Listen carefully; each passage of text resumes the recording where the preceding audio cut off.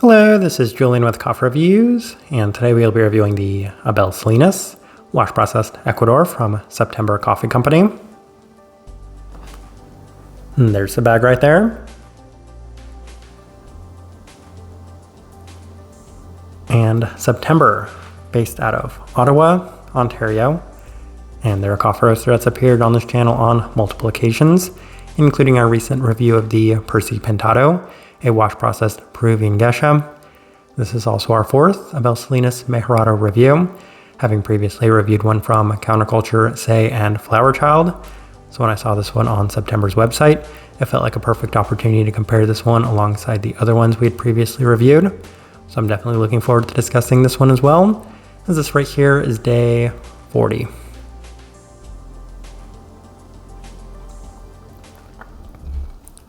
And recipe we went with for this one was actually a toned down recipe at a 15:1 water to coffee ratio, brewed at 95 degrees Celsius, about 203 degrees Fahrenheit. And the reason for that recipe is because we actually opted for the April brewer with this one, which does indicate a more medium fine grind. Roast profile for this coffee is kind of interesting, as there was an ever so slight smoky quality to it, so I'm not entirely sure if this one got away from September ever so slightly, or if this is the profile they decided to go with by pushing it a little bit more than normal, as this felt like the most developed coffee that we have reviewed from September up to this point because of that quality specifically. So I feel like this one was a little bit more aligned with a light medium in terms of that roast profile. We'll discuss that a little bit more throughout this video. With all that out of the way, let's go and start discussing this coffee. Day 14, first impression, and we did opt for the V60, and the cup was very reminiscent of other versions of the Abel Salinas that we've had in the past, offering tremendous sweetness right at the forefront. It does have plenty of those Mejorado brown candy-like characteristics to it, but it was mostly highlighted by the candied lemon attribute as well. In addition to that, the peach is the best defined it had been of any of the Abel Salinas coffees that we had had, with plenty of tea-like savoriness as the cup does cool down. So an abundance of things within the cup on this first impression. There was also that ever so slight smoky quality to it, but I kind of ignored that. As I said, that's probably just my mind. I'm not necessarily feeling that, but it's something, once again, we'll discuss a little bit more. Let's continue on to day 17 as we opted for the Chemex. And it was another impressive day as it offered tremendous sweetness with terrific definition, as it offers a significant abundance of the Mejorado brown candy-like sweetness again. This time there was even greater definition to the peachiness with a sweeter citric quality, lending itself towards being a very good day once again. So really enjoyed the first couple of experiences of this one, even with that lingering note in the back of our mind. Continue on to day 20 as we opted for the April brewer, and this is actually the best it had been up to this point by a distance, offering tremendous sweetness right off brew with sweet notes ranging from brown sugar boba tea to the sweeter maple waffle, as well as well-defined peachy components, all of which in a significantly sweet and pronounced manner.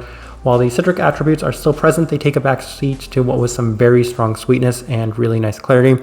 So a very nice day on this one as well. Continue on to day 23 as we opted for the V60 with some higher temperatures and a more fine grind. And this one did bring out some more of the characteristics. So the peachiness was a little bit more pronounced, the tea-like savoriness was more pronounced, but it also brought out much more of that smoky quality that I had previously mentioned. As going into it right from the start, I said, okay, it's there, but this really seems to kind of accentuate that quality specifically. It was balanced out by some contrasting citrus, but the entire cup continues to offer a very high level of sweetness with much more intensity. But at this time I said, okay, it's not just something that's been in the back of my mind, it's a little bit more present on this day, and it's something that we're going to see some more on day 26. As we opted for the Chemex with some lower temperatures, and it felt like it was really difficult to kind of brew this coffee wrong, as no matter what we did, we were having success with it, but there was still that kind of lingering characteristic in the background, as it had some beautiful peachiness, some continued sweetness and intensity, but that slight smoky quality from earlier is toned down, though still present. I'm still feeling it. So every day of this coffee up to this point, with the exception of that April day, I was feeling that within this coffee. Lovely candy sweetness in the finish as well. Continue on to day 29, back through the V60 with our standard recipe, and it's still acting a little off. And I know I keep going back to it, but it's mostly because it was so unexpected from this coffee, as there's still that smoky quality present to this point. And given that everything else in this coffee is borderline perfect, I could not help but harp on this one slight imperfection within this one. The listed tea component felt significantly prominent, as there's a stronger savoriness to it. Still peach and sweet in general, so A lot of positives, but again, I'm going to continue to harp on this because it's still present. And on day 32, we went back through the chemics with our same recipe, and there's still a bit of that slight smokiness. And again, it just seems to kind of take away from all the other positives. Rest of the cup continues to remain consistent despite this drawback, strong candied sweetness and peachy qualities yet again. I'm kind of making those the secondary and tertiary characteristics of this one just because I needed to kind of accentuate and focus that one quality.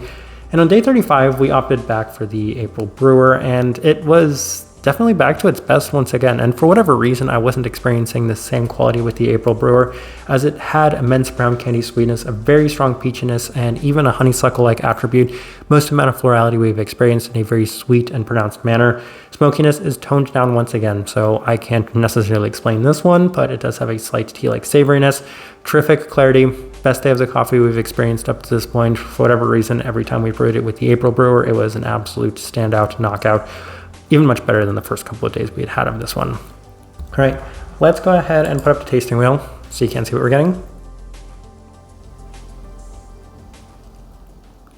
And we have one level 5, so let's go through that one real quick. And it is the sweetness level 5. No surprise, these Abel Salinas coffees are extremely sweet, and this one is certainly no exception to it. As I mentioned, a number of the sweeter qualities that this one did offer, at least in terms of the fruit profiles. Okay, maybe it's not a level 5, but if we're talking about in terms of that very strong brown candy profile, also that's what I described at one point being kind of a brown sugar bubble tea, or also the maple syrup like component to it. It's just very sweet, and I really appreciated the sweetness of this one, especially through the April Brewer, as it was one of the even sweeter versions of the Abel Salinas coffees that we've had, at least among the 4 that we have discussed from all the various coffee roasters.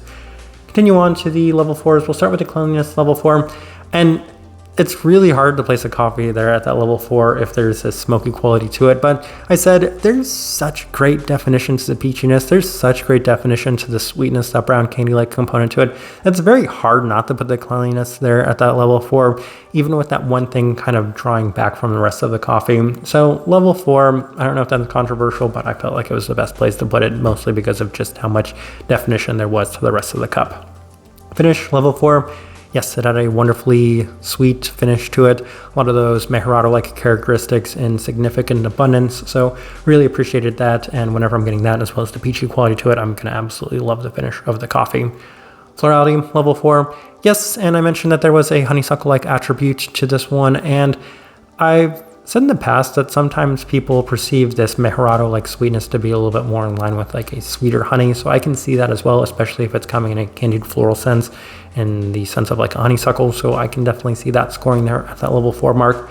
Stone fruit, level 4. And the peachiness in this one was exceptionally well defined on certain days. And when I was getting that strong peachy quality to it, I said it's reminiscent of some of the very enjoyable wash processed Ethiopian coffees in terms of the definition, clarity, and intensity of it. So really appreciated that part about this coffee. That alongside of the tremendous sweetness were definitely 2 standout factors on this one.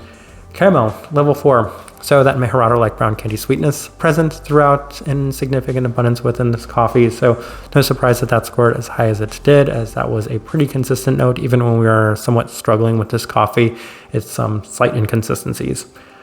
Then we have a couple of level 3s. We'll start with the acidity, level 3. And I think one of the first things they mentioned on the back of the card is that it's a pretty bright coffee, and maybe just brewing this one alongside the Percy Pentado as well as Las Perlitas, it felt less bright. But outside of that, I do have to say that I think maybe the other part of that is that we did try to dial this one back, so that might have played a role in the overall brightness, though I don't necessarily expect or think that this one was ever going to be as bright as, say, the flower child version of this coffee. So it's not quite there. Level 3 felt like the better place to put this one for us. Citrus fruit, level 3. So yes, this is a little bit more of a, I would just say,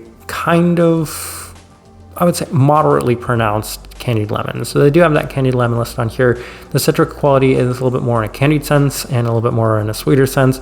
Though towards the end, I was saying the brown candy as well as the peachy-like components in this one really seem to dominate even more so than that lemon-like attribute that was present on the earlier days, though maybe not as much on the later days. So that's fine with me. If I'm going to focus on 2 things, it's going to be the sweetness as well as the peachiness. So I'm fine with that being a little bit more toned down within this coffee.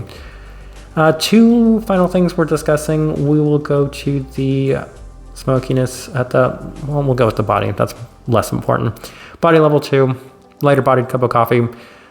Was reminiscent of the Percy Pentado. Once again, making these coffees side by side, I was able to kind of see that they had a little bit less texture, a little bit less body than even something like the Las Perlitas.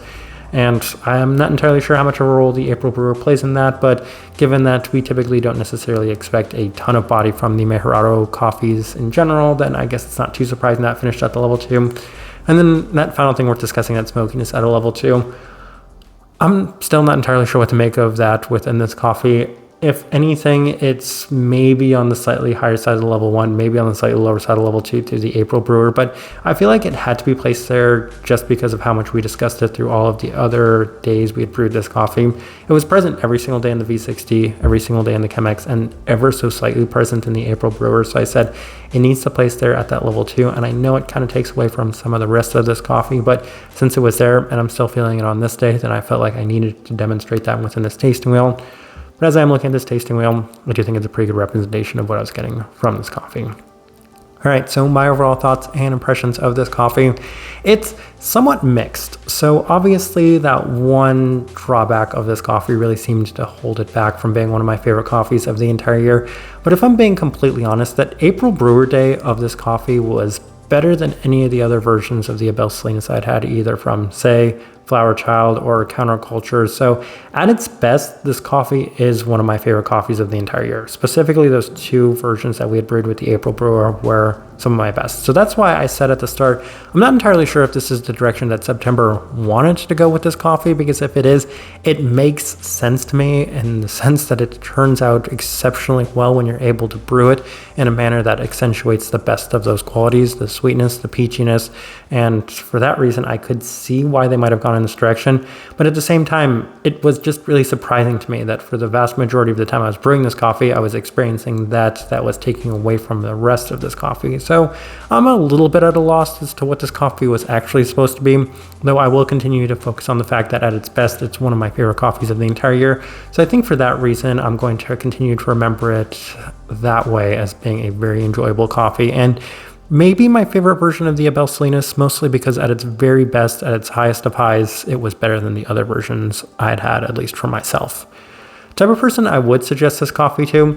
I feel like if you're looking more for the Abel Salinas type of coffee that I do, which is the sweeter and more peach forward versions of this coffee, then this one is the best fit for you, as I did suggest this one blindly to a number of people that were asking about maybe some other coffee roasters offering the Abel Salinas. I believe that Ilse offered it as well. And I said, I think that September is probably going to do the best job of it. And for me, if you're looking for those qualities specifically, then I think that they did. So that's the first place I would start with. I think if you really enjoy brewing with the April Brewer, maybe just flat bottom brewers in general, maybe that's the success, or the best way to get success from this coffee is to go with the flat bottom brewers on this one. But also keep in mind, I'm not entirely sure if this was a one-off, if this is the way that this coffee was intended. So I keep going back to that because I don't want to suggest it to somebody saying this is a slightly more developed coffee than you might expect from September, or if this was just a little bit of a, I want to say, slight hiccup. So I think that's the best way I can suggest it to somebody, and I think that's the best way I can leave this review. If you by chance had an opportunity to try this coffee, I'd love to know your thoughts and impressions of it as well. If you're enjoying the content, give this video a like, subscribe if you're not already subscribed. This right here has been your review of the Abel Salinas wash processed Ecuador from September Coffee Company. Thank you for watching.